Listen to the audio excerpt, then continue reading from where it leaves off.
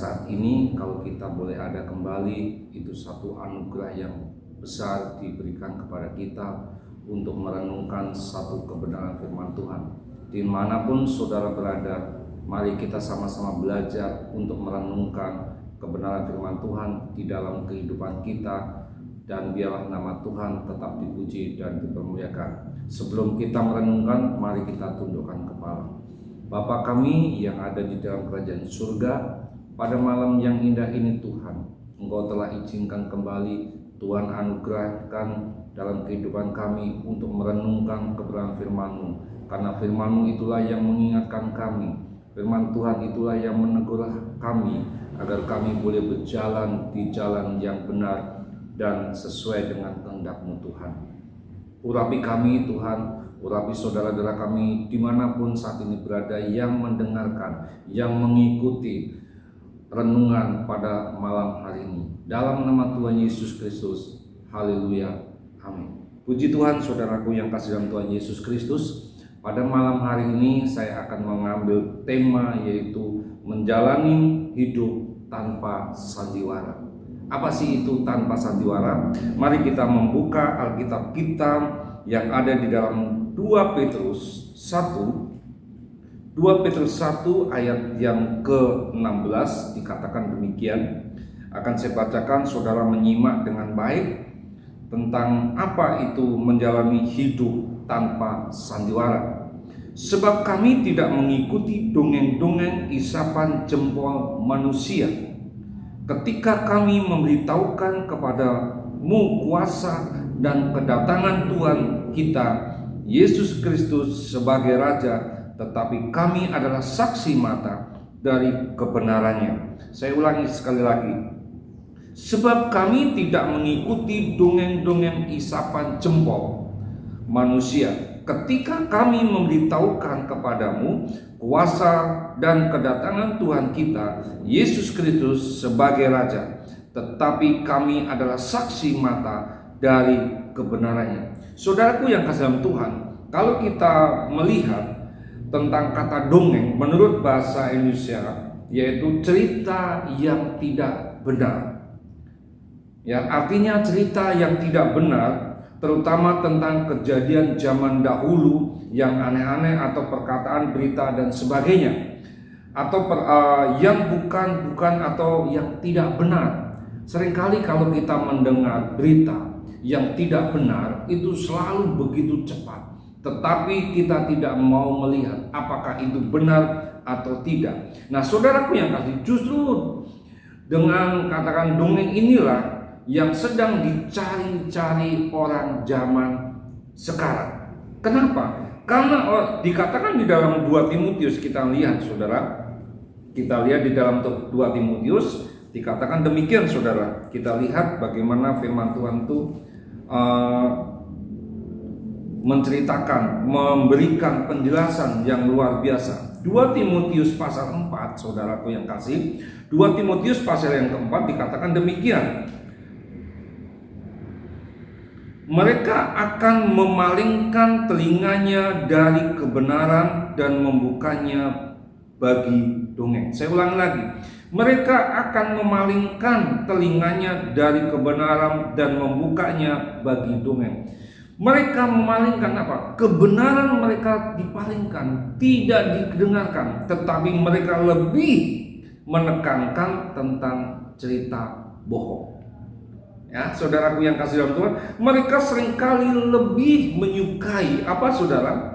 Khotbah ringan, ya, yang menina-bobokkan, ya, yang bisa mereka tertawa lepas, khotbah yang menghibur. Tetapi ketika dia menerima firman Tuhan yang begitu keras, mereka menerima firman Tuhan yang mengingatkan kepada kita, menunjukkan kepada kita yang salah, kita tidak suka.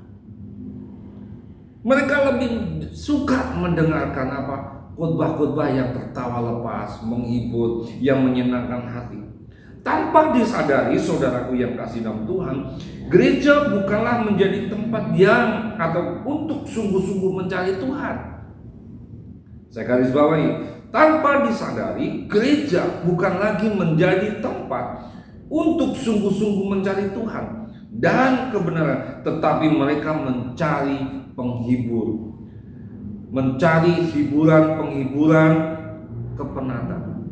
Apa artinya, saudara? Akhirnya gereja pun dipenuhi dengan orang-orang yang menjalankan peran seperti tokoh-tokoh dalam dongeng. Nah, ini saudaraku yang kasih, yang kita tidak sadari dengan berpura-pura dan kepalsuan.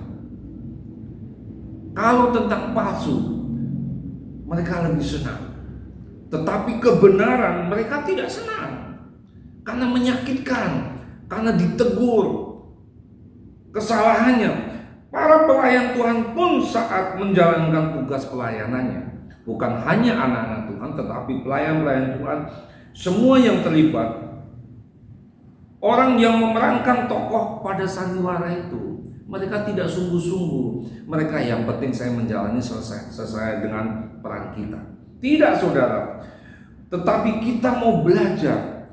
Dan apa akhirnya nanti? Gereja akhirnya pun dipenuhi dengan orang-orang yang menjalankan peran seperti tokoh-tokoh dalam dongeng. Kita tidak mau seperti ini, saudara. Kita tidak mau menjalankan pelayanan kita seperti memerankan dongeng sandiwara, seperti sandiwara. Tetapi kita mau melakukan yang benar-benar Tuhan izinkan, Tuhan inginkan. Karena apa, saudara? Banyak orang yang tidak suka dengan firman Tuhan. Kalau kita mendengar beberapa hari, banyak hamba Tuhan menyampaikan begitu keras. Saya katakan itu begitu keras. Karena apa? Itu benar-benar menegur kita semua. Bukan hanya anak-anak Tuhan, tetapi semua hamba-hamba Tuhan, pelayan-pelayan Tuhan, supaya kita sadar. Jangan kita main-main dengan kebenaran firman Tuhan. Jangan anggap firman Tuhan itu hanya sepintas saja. Justru banyak orang yang tidak suka firman Tuhan keras, ya, yang berbisikan teguran dan pertobatan karena dianggap apa? Menghalangi apa? Untuk menikmati, saudara, menikmati kesenangan daging. Kalau daging ini selalu apa, saudara? Ingin enak. Daging ini selalu ingin nyaman. Tetapi firman Tuhan itu mengingatkan. Kenapa dikatakan demikian? Ini adalah jebakan, saudara. Jebakan iblis, padahal teguran keras firman Tuhan itu bertujuan untuk apa? Membangunkan kita dari tidur, yaitu apa? Tidur rohani. Nah, ini yang tidak sadar, saudara. Kita ini tidur rohani. Seringkali kita tidur rohani, kita tidak sadar, mengingatkan kita akan akibat dosa. Nah, ini saudara, kita tidak sadar kalau kita, saya sudah bangun, saya sudah menjalankan segala aktivitas kita setiap hari yang begini begitu. Tetapi kita sadar enggak tentang rohani kita? Rohani kita mungkin saat ini tidur, bukan bangun. Kalau bangun berarti mereka sadar dan mereka mau berubah. Bangun dari tidur rohani. Supaya apa? Supaya kita tidak terjerumus dengan dosa. Seperti ada di dalam Ibrani. Coba kita lihat Ibrani pasal 5, saudara, ya. Kita lihat Ibrani pasal 5 ayat yang ke-13. Demikian bunyi firman Tuhan. Sebab barang siapa masih memerlukan susu, ia tidak memahami ajaran tentang kebenaran, sebab ia adalah anak kecil.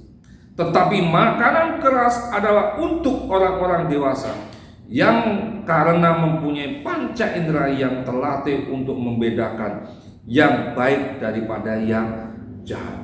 Firman Tuhan jelas katakan sini, supaya kita memahami. Kalau kita mendapat teguran, bukan kita langsung tidak suka, bukan kita langsung orang itu sungguh jahat. Karena apa? Teguran-teguran itu supaya membawa kita semakin dewasa. Kalau kita mungkin usia kita sudah, tetapi watak karakter kita seperti anak-anak, dinina bobokan, disayang, ayo begini begitu, tidak. Tetapi pada waktu saat ini, saudara, Kita harus bangkit. Kita harus menjadi orang dewasa untuk menyampaikan kebenaran firman Tuhan, untuk menerima teguran. Ya, kita lihat di dalam Injil 1 Yohanes, saudara. 1 Yohanes yang terakhir, saudara. 1 Yohanes pasal 2, saudara, ayat yang ke-17 dikatakan ini. Dan dunia ini sedang lenyap dengan keinginannya, tetapi orang yang melakukan kehendak Allah tetap hidup selama-lamanya. Haleluya, saudara. Dunia ini sedang lenyap dengan apa, saudara? Segala keinginannya. Tetapi, saudara, orang yang melakukan kehendak Tuhan, saudara, tetap hidup untuk selama-lamanya. Ini yang menjadi perenungan bagi kita, saudara. Apakah kita mau diingatkan, ditegur? Kalau kita mendengar beberapa hari yang lalu bagaimana hamba-hamba Tuhan menyampaikan kebenaran firman Tuhan, dia tidak berbicara seenaknya, sudah, tapi Tuhan yang untuk sampaikan firman Tuhan ini kepada umat, supaya kita semua sadar, jangan sampai terlena. Mari kita tundukkan. Bapa kami yang ada dalam surga, terima kasih Tuhan buat kebenaran firman-Mu yang selalu menegur kami, yang selalu mengingatkan kami agar kami berjalan di jalan kebenaran, bukan hidup dalam sandiwara Tuhan, tetapi hidup dalam kebenaran firman Tuhan. Engkau urapi firman-Mu ini Tuhan, agar firman-Mu boleh mengingatkan, agar kami tetap melakukan kehendak Tuhan. Terima kasih Tuhan, saudara-saudara kami dimanapun saat ini berada yang mendengarkan kebenaran firman-Mu, Engkau jamah, berkati Tuhan, agar firman itu tertanam di hatinya. Dalam nama Yesus, haleluya, amin.